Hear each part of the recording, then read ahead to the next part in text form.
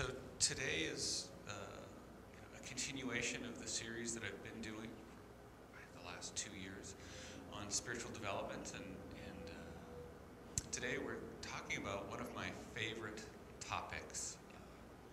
It's the kind of the essence, the kernel, the core of what is the tradition of Bhakti, right? So the practice of devotion. For me, that's my own personal practice.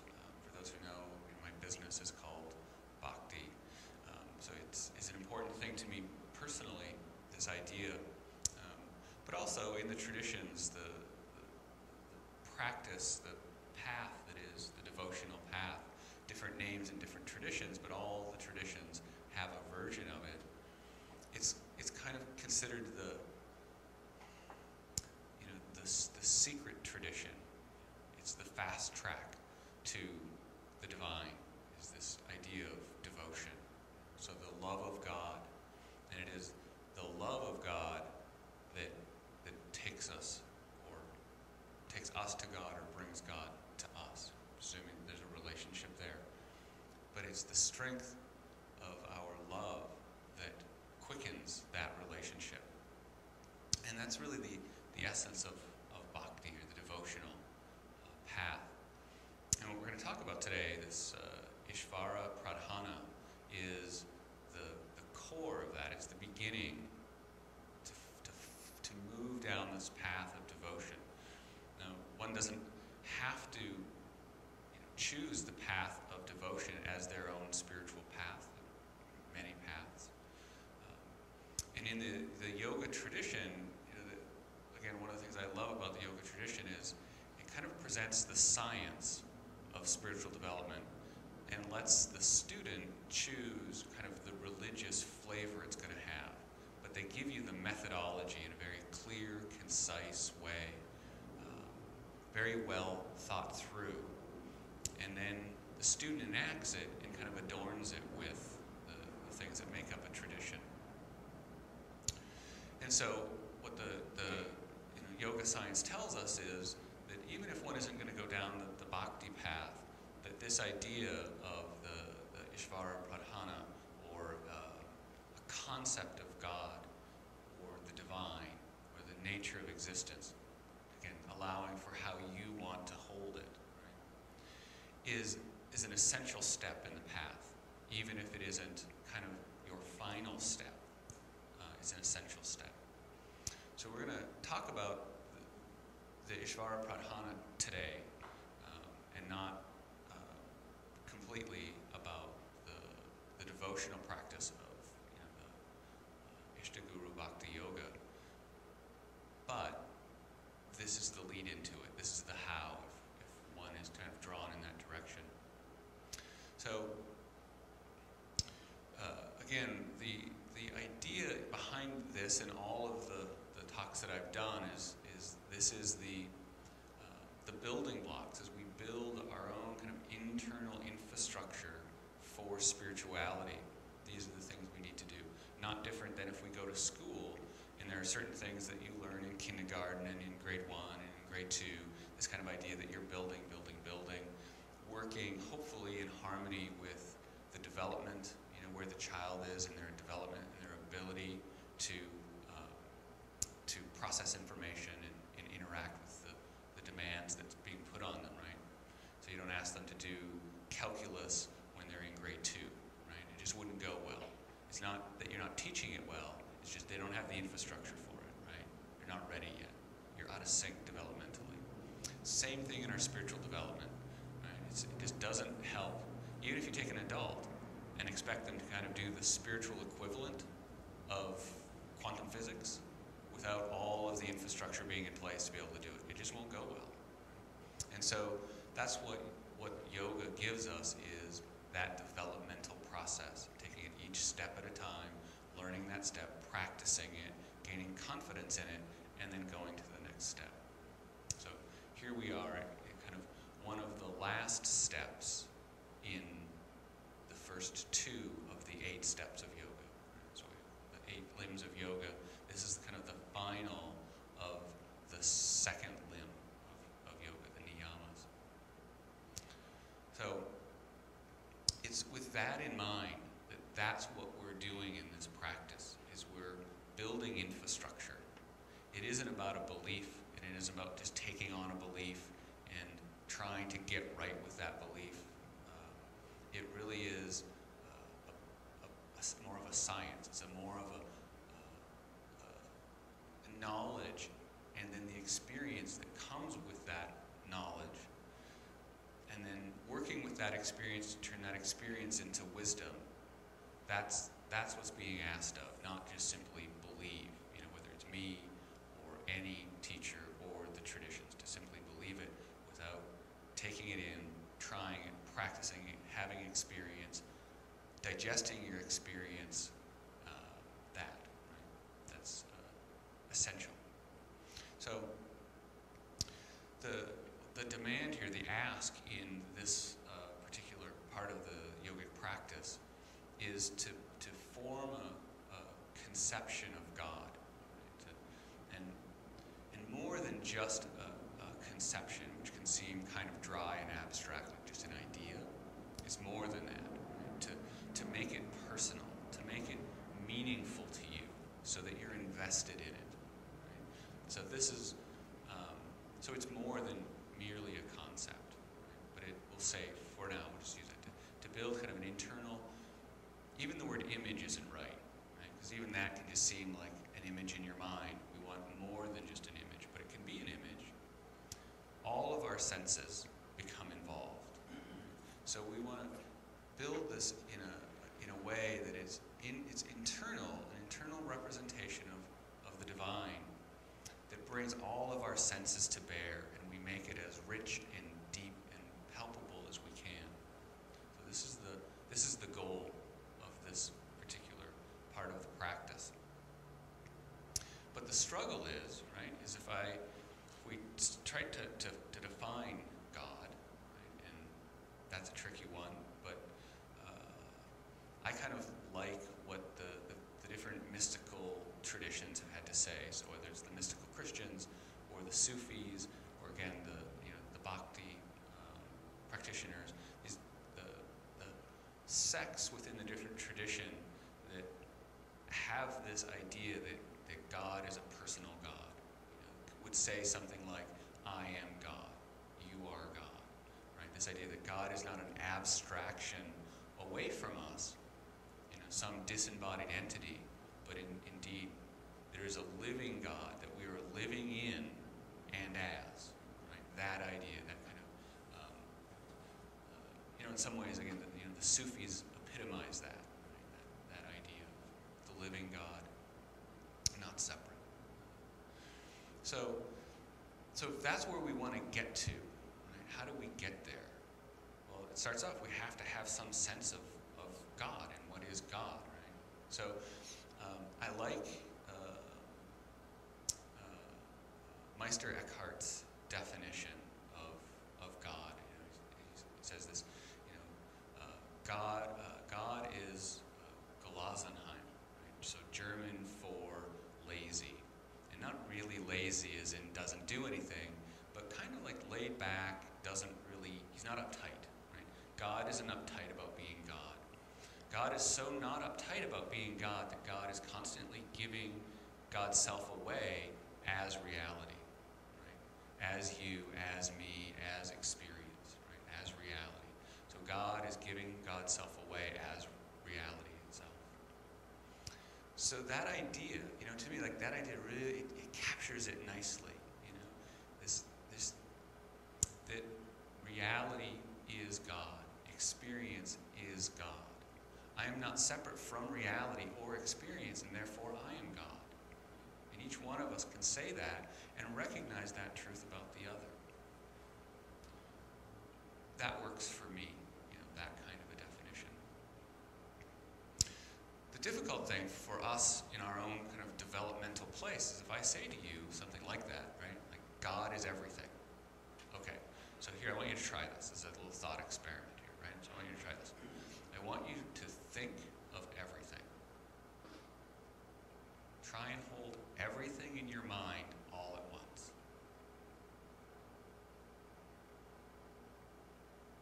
You can't do it, can you? It's too much. everything. I mean, there's a whole bunch of everything that I don't even know about yet. So how can I hold it in my mind, right? So we can hold an abstract concept, like the word, everything, but I can't really relate to it because it's not tangible, it's not real, it's abstract. It's really just a false conception. So this isn't helpful. If we say God is everything, now I want you to relate to God. It's not going to go very far, right? God is going to remain an abstract, kind of two-dimensional idea.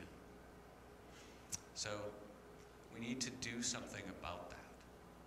We need to create an image of God, a conception of God, an internal representation of the divine that we can relate to in a palpable way. And so it's almost like we play a trick on ourselves, right?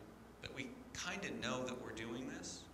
So you kind of know that what you're doing isn't actually the real thing, because you can't fit all of God into your mind yet, right? So you're going to create a small scale version that you can begin with, and then let that start to form space in your mind that can begin to really work on this and take on this task of fitting all of God into your mind, right? Which, of course, can't happen. The joke is eventually your mind breaks, you drop your mind, and you find yourself truly in God without mind there as an intermediary, right? The way we always know things is we try to know it in mind until we exhaust mind, and mind falls away, and we find that we're actually there in direct relationship to the real thing. So this is not that different than in the Zen tradition where they have koans. You've heard these koans. That's the sound of one hand clapping, right? This idea.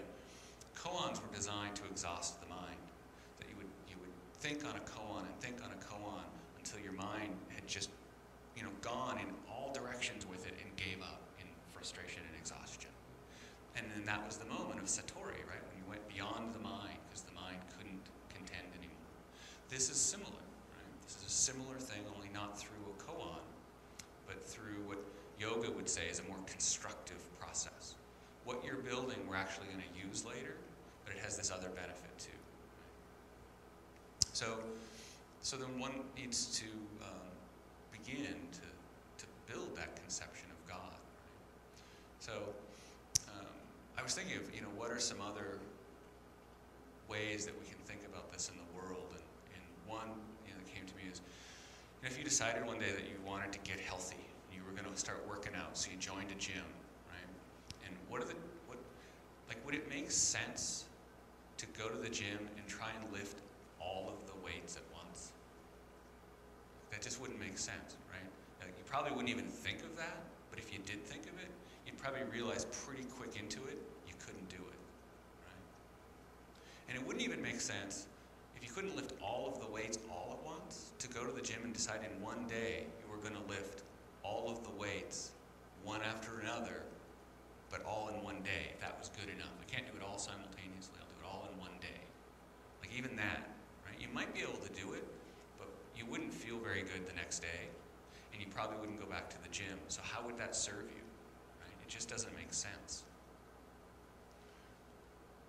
So that idea is the same thing to say in spiritual practice, right? Like I want to know God, and then to assume that you're going to know all of God all at once. Right? Like right there, that's just, it's just kind of a silly idea, but yet we do it, right? And like the weightlifting, even if you could do it, it wouldn't go well for you. It's the same thing, right? We think somehow mind doesn't have limits, but it does. Or that our spiritual capacity doesn't have limits, but it does. Right? It does until we grow it. We can grow into its unlimitedness, but we don't start there. So there's no sense trying to take on our spiritual practice as if we are unlimited and can do it all at once on day one without any practice. Just do it. So we want to see sometimes that we have these ideas and that we're trying to do this, and these things can make spiritual practice frustrating. And this is, to me, again, where yoga comes in and offers here's the solution. Right? When you've tried it this way, this kind of precocious way, here's a solution. Take it a little bit at a time, go to the gym, lift a little bit of weight, next time lift a little bit more, the next time lift a little bit more, right? And away you go. And one day, you'll reach that point where this is as much as you can do. Right? So the same thing in our spiritual practice. We just want to do a little bit and a little bit more and a little bit more and a little bit more. And at some point we'll reach what is our limit for us in this lifetime. Great.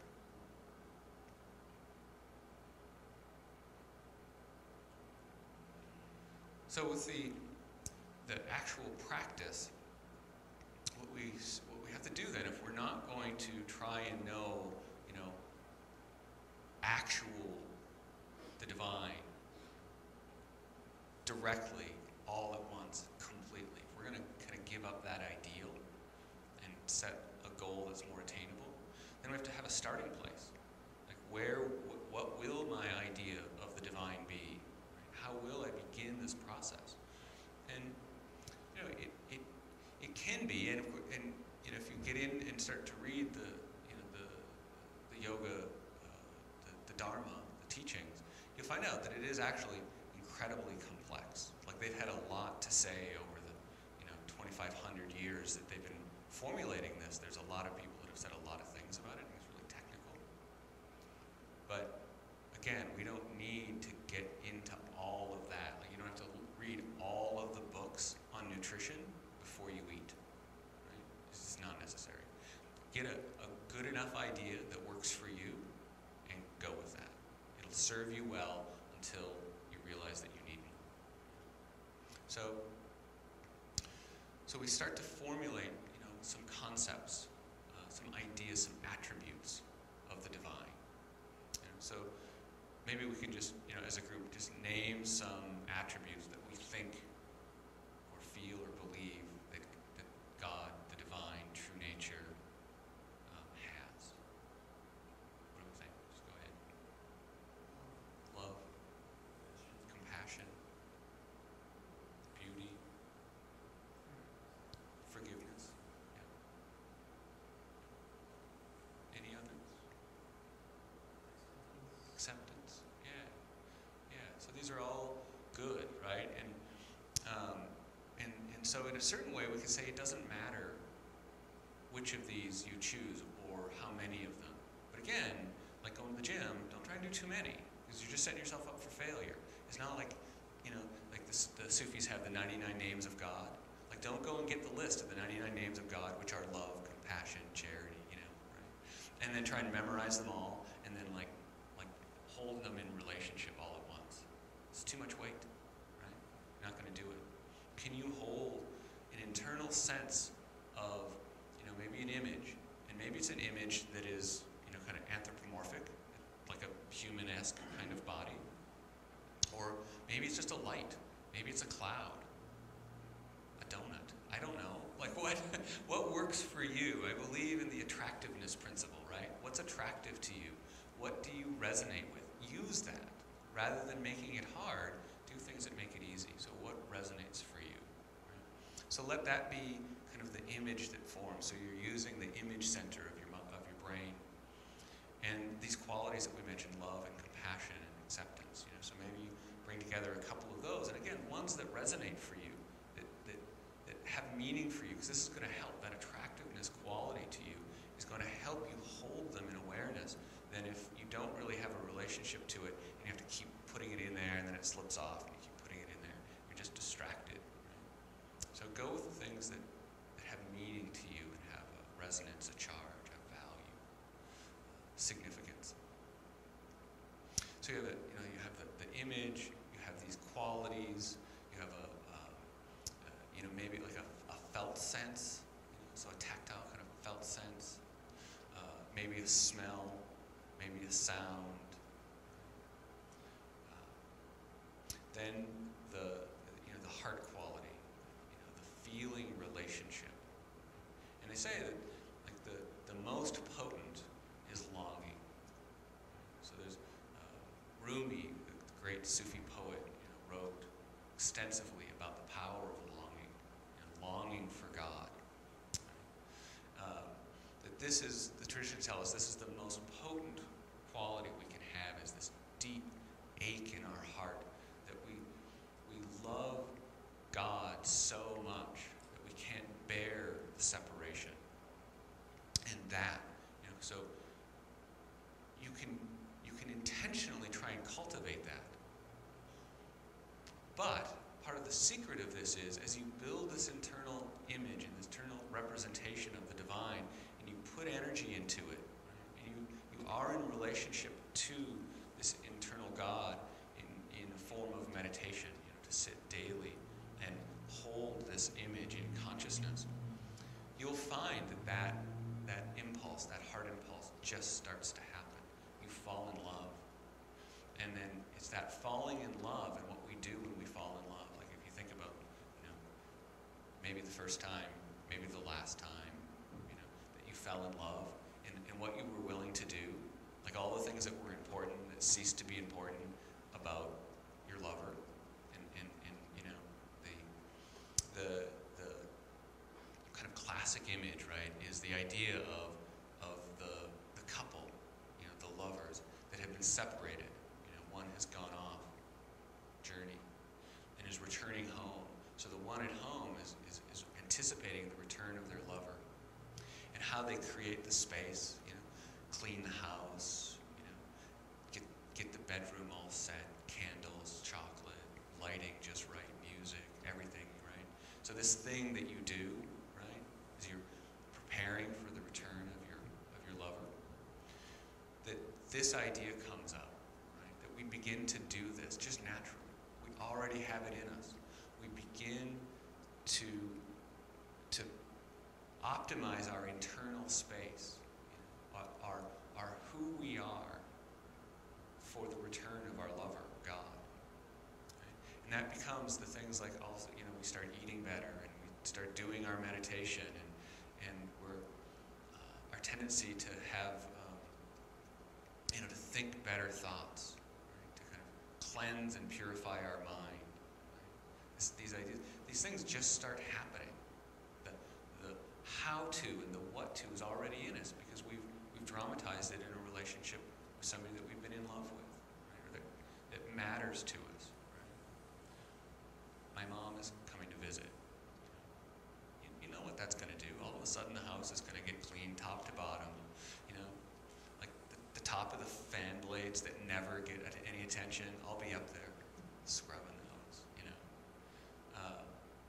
It's just what you do, right? And so it's the same thing. So we just leverage that. Right? So that will come as you create this internal representation, this internal image of God. That naturally will start to come. But you can also start to cultivate it. Right? You can start to cultivate this love relationship with this internal divine of yours.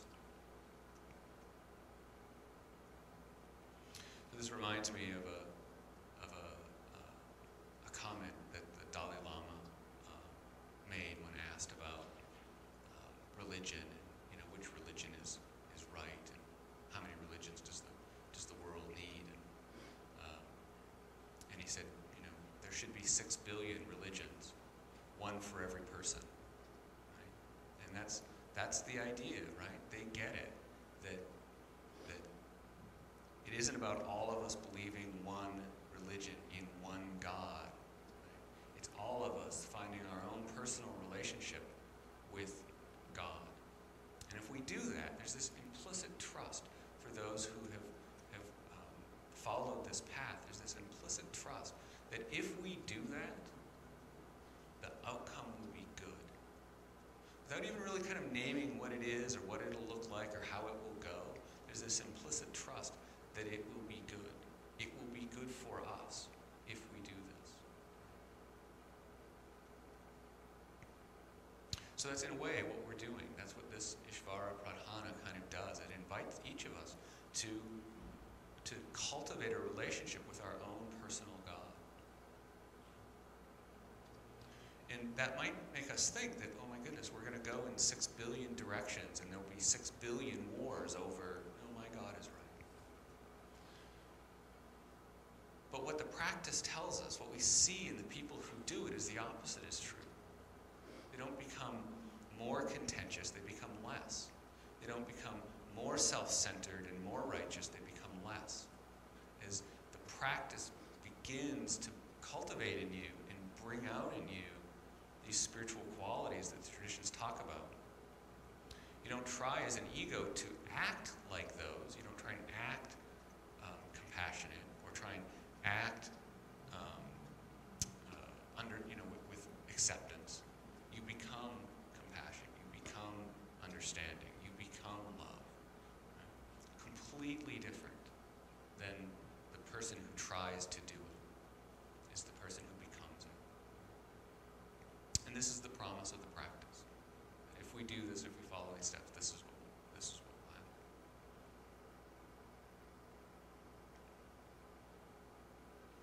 So speaking of practice, I want to give you guys a chance to do some. So like we do each time I'm here doing a Sunday service, we're going to do a couple of exercises. We're going to work with each other and look into this a little bit and try and walk on the actual territory of it. Less about the concept and what I'm talking about and thinking about it is I actually want you to touch it. And get in touch with yourself in the area that I'm talking about, where you actually am with this. So I'm going to give you 2 questions. And if you have something to write it down on, great. If you don't worry about it. I'll tell you the question again. Maybe you'll get fortunate enough and you'll get a partner who's written it down. But it'll all work out. So the first question is, what is the shape of water? What is the shape of water? So there's a little story that goes with that. My teacher used to say, if an ocean of grace were to crash down on your head and you held up a thimble, that is all you would come away with. So his call to us was to become an empty vessel, open at the top, accepting of that current of grace that is continuously crashing down on us. But we live every day like an upturned cup, and it just runs right off of us. So empty yourself out, become an empty vessel. Open at the top. So if you think about that idea of being you, your body even, being an empty vessel, and this ocean of grace crashing down on your head, filling you up.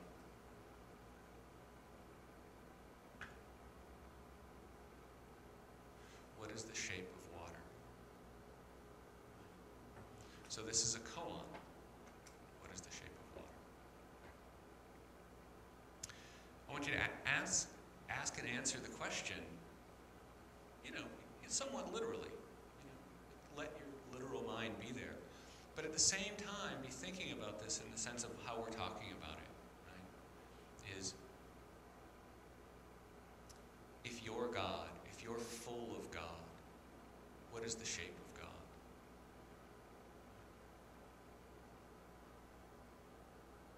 So let that question be there as well as your partner is asking you the question of what is the shape of water.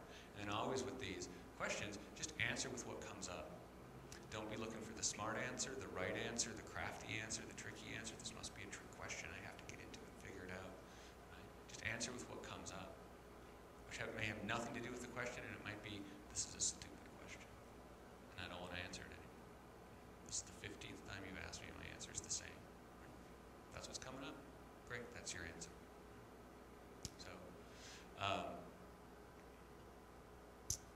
So the second question is, tell me something about the God that you are.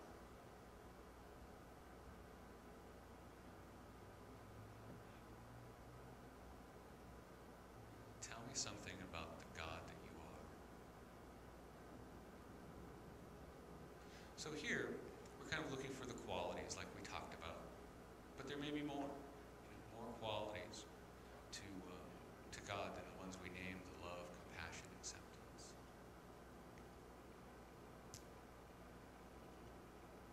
So you just want to see again what comes up. Let the question be asked. Let that question kind of fall on you, and then give voice to your response, whatever it is. Be willing to be surprised by the answer. It's just like, where did that come from? Right? Like you could, in the moment, discover a whole new part of yourself that you didn't know existed. This question could do that. Could draw that out. Right? That's what they're for. So therefore, they're designed to do that, to be an invocation of the qualities that we're talking about. And so if you let these questions work on you, they will call forth this quality in you. So, you're going to break into groups of 2, and you'll have, let's say, we're going to do 2, so 2, 4, 6, 8. Yeah. So let's go 2 minutes per person. We have an odd number today, so we can go with one group. Actually, I'll do it, so I'll even out the numbers. So if you want to just find 2 chairs, turn them face each other, and then I'll watch the time. So I'll say go and stop, and just decide who's going to ask the question first. You just ask the question repeatedly. What is the shape of water? They answer. You say thank you. What is the shape of water? They answer thank you. What is the shape of water? Like that. Then I'll say switch the other person. Nice and easy. Any questions about that before we head off? Okay. Go ahead. So we have a few minutes left. I'm just curious about how the exercises were for you. Anything that you feel like sharing, you don't have to. And then also just any questions or comments you have about what we talked about today.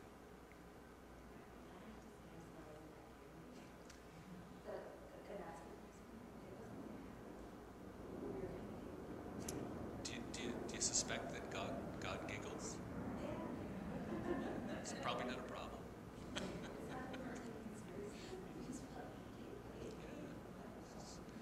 The divine aspect of joy. Yeah. Just manifesting it. What can you do?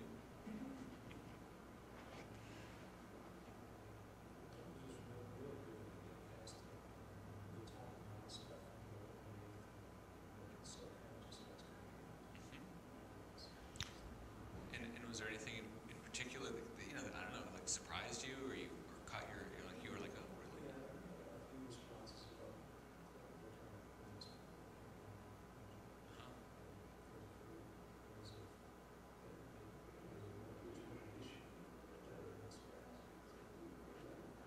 Nice, the will aspect. Nice. Good. And when that came up, did you also like have a felt sense of it? Or was it more like just the idea of okay.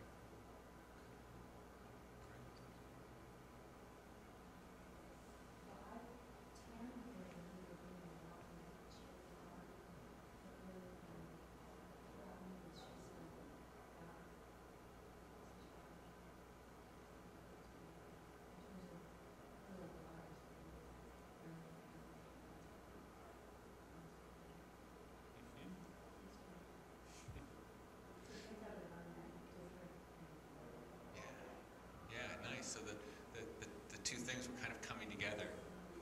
The literal question and then what was behind it. Nice. So how did that feel for you? Like when that came out? I mean, was there anything, or was it just words that came out?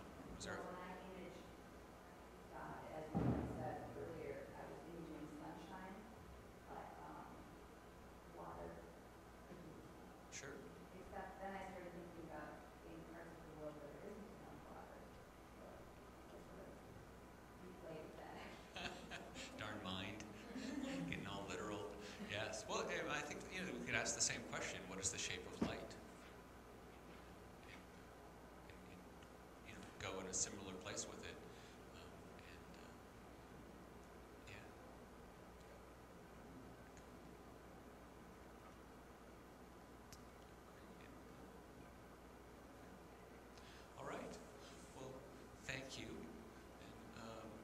certainly, encourage you to give this a try, to play with it. Let yourself just roll the idea around in your mind and see what comes up. And always for me, it includes the resistance.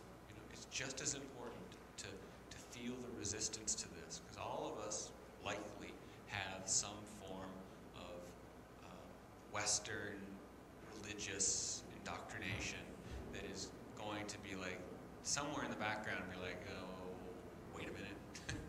What are you doing thinking that you're God? No. Wouldn't. No. And we want to see that, because those are the things those are the barriers, right? The traditions tell us we always already are fully realized. You always already are fully enlightened. You just don't know it. Those barriers are the things that are preventing the truth that is already true from being lived. And so part of the trick of these questions and the exercises is they bring up the barriers to the truth. And it's the barriers we need to resolve, because the truth is already true. There's nothing we can do to make it more true except get rid of what's in its way. So the barriers, we tend to not want them to come up and don't see them and deny them and push them away. But that's actually the fruit. That's what we want. And so Gary's got a basket for us. Yes, let's do that.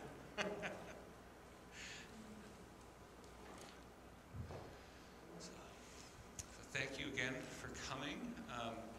You're welcome to come join me on Tuesday evenings at 7 here down in the